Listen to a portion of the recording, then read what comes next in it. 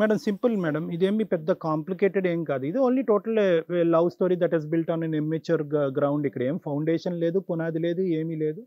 Attract అయ్యారు, భవిష్యత్తు గురించి ఆలోచించలేదు, ప్రేమించుకుని ముందుకెళ్తే కొంత దూరం ప్రయాణం చేసిన తర్వాత తల్లిదండ్రులు సచ్చినట్టు ఒప్పుకుంటారనే గుడ్డితనంతో వెళ్తారు. తర్వాత తల్లిదండ్రులు మాట్లాడే విధంగా తల్లిదండ్రులు మాట్లాడతారు. మేము ఇది అయిపోతాం, అది అయిపోతాం అంటారు, నీ భవిష్యత్తు ఎలా అయిపోతుందని అంటారు. ఈ ప్రేమ వర్సెస్ బ్రెయిన్ వాష్ నడుస్తుంది. ఇలాంటి కేసులు రోజుకి ఎన్నో చూస్తాను మేము.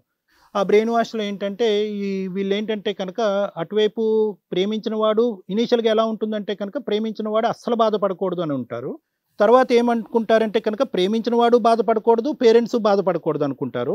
ఫైనల్గా స్టోరీ ఎలా అవుతుందంటే కనుక ప్రేమించిన వాడికి ఇంకా వయసు ఉంది, ఆలోచన ఉంది, అవకాశం ఉంది కాబట్టి వాడు ఏదో విధంగా సర్దుకుని దిద్దుకుని ముందుకు వెళ్ళిపోతాడు. లేదంటే ఇంకో ఫిగర్ ఎవరో తగులుకుంటుంది, వాడితో కొట్టుకుపోతాడు. పేరెంట్స్ని ఒక్కడు కాపాడితే మొదలు ఈ ఈక్వేషన్లో వెళ్తుంది అనమాట ఇది మొత్తం. ఈ అమ్మాయి విషయంలో కూడా వెళ్తుంది. సో ఈరోజు నాకేమనిపిస్తుంది అంటే తనుజ ఏదైతే చెప్తుందో అసలు ఏమాత్రం ఆలోచన లేకుండా మొదలైనటువంటి ప్రయాణం. కేవలం ఎవరో ఒక అబ్బాయి వచ్చి నిలబడ్డాడు, కాలేజ్ దగ్గర కలిసాడు, రకరకాల ప్రామిసులు చేశాడు, బైక్ మీద నింపాడు, దింపాడు. తండ్రి తర్వాత ఇటువంటి గొప్ప వ్యక్తి కనిపించలేదు కాబట్టి ఆ అమ్మాయి బ్లైండ్ ఫెయిత్తో ప్రామిస్ చేసింది. ముందు చూడలేదు, వెనకాతలా చూడలేదు, పేరెంట్స్ని చూడలేదు, శాలరీ చూడలేదు. ఏది ప్రేమ అయినా మొదలుపెట్టిన తర్వాత మొదలుపెట్టి కొంత దూరం ప్రయాణం చేసిన తర్వాత ఎప్పుడైతే ప్రపోజ్ చేసుకుని కమిట్ అయ్యారో ఆ తర్వాత ఏంటంటే లోపాలు కనిపించడం మొదలవుతాయి అనమాట. రియాలిటీ ఎందుకు మనం వయసుకి ఇంపార్టెన్స్ ఇవ్వండి, ప్రేమకి ఇంపార్టెన్స్ ఇవ్వండి కాదనట్లేదు. వయసుకి ఇంపార్టెన్స్ ఇచ్చిన తర్వాత, అనుభవానికి ఇంపార్టెన్స్ ఇచ్చిన తర్వాత, తల్లిదండ్రులు పెద్దల మాటలకి ఇంపార్టెన్స్ ఇచ్చిన తర్వాత ప్రేమకి ఇంపార్టెన్స్ ఇవ్వండి అని ఎందుకు పదే పదే చెప్తున్నాం అంటే కనుక ఇలా సడన్గా యూటర్లను తిరిగి ఒకళ్ళు నాశనం అవుతారు, ఒకళ్ళు సుఖపడే పరిస్థితి రాకుండా ఉండటం గురించి మేము పదే పదే చెప్తూ ఉంటాం. ఇక్కడ నువ్వు చేసినటువంటిది ఏంటంటే కనుక ముందు దిగిపోయావు. ఆ లోతెంతో కొలత ఎంతో ఏమీ తెలియదు నీకు. తర్వాత ఏంటంటే క్యారెక్టర్ నిదానంగా బయటపడింది. ఏంటంటే కనుక ఈ అబ్బాయి కష్టపడ్డు, సోమరిపోతూ అన్ని లైఫ్ని చాలా ఈజీగా తీసుకుంటాడు, తాగుతాడు, ఫ్రెండ్స్తో తిరుగుతాడు అనేటటువంటిది. ఇదంతా కూడా నేను టోటల్గా ఒప్పుకుంటున్నాను, నేను కాదనట్లేదు. తర్వాత ఏమర్థమైంది అంటే కనుక దానికంటే పెద్ద విషయం నిలబడింది. ఏంటంటే జీవితంలో కేవలం ప్రేమ అనేటటువంటిది శాలరీని కొనలేదు, ప్రేమ అనేటటువంటిది గవర్నమెంట్ జాబులు తేలేదు, ప్రేమ అనేటటువంటిది తల్లిదండ్రుల యొక్క అనుభవాన్ని కొనలేదు అనేటటువంటిది తర్వాత రియలైజ్ అయ్యావు. స్టెప్ 2 ఏమైంది అంటే కనుక శాలరీతో ప్రేమను కొలతేయటం మొదలుపెట్టాం. దీని అంతటికీ కారణాన్ని ఎవరు చూపెడుతున్నావు అంటే కనుక నీ తల్లిదండ్రులను చూపెడుతున్నాను. దాని గురించి నేను తప్పు పట్టను. బహుశా నీ వయసు, నీ అనుభవం బట్టి ఏంటంటే కనుక ఈరోజు ఏంటంటే నువ్వు సడన్గా రియలైజ్ అయిన తర్వాత ప్రేమ అబద్ధం అని చెప్పలేం కదా. ఎలా చెప్తాం? 2 years పాటు ప్రేమ అబద్ధం అంటే కనుక అయితే నువ్వు పిచ్చిదానమైనా అయి ఉండాలి, లేదంటే మోసగత్త అయినా అయి ఉండాలి.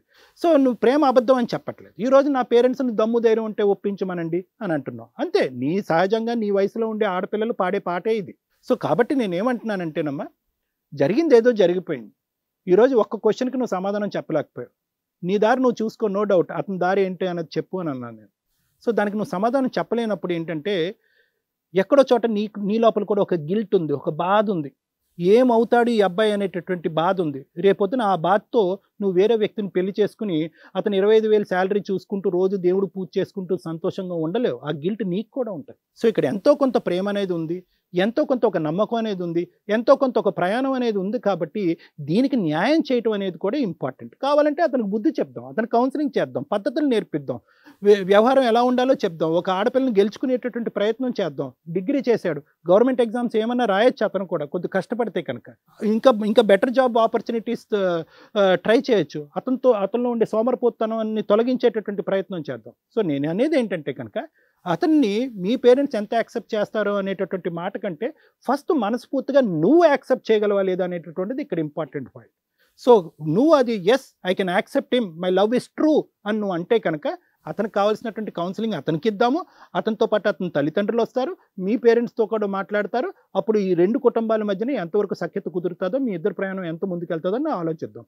కాబట్టి తాత్కాలికంగా మీ బ్రెయిన్తో ఉండేటటువంటి ఆలోచనని సస్పెండ్ చేయటం మంచిది. మేమిచ్చే సలహా పాటించడం బెటర్.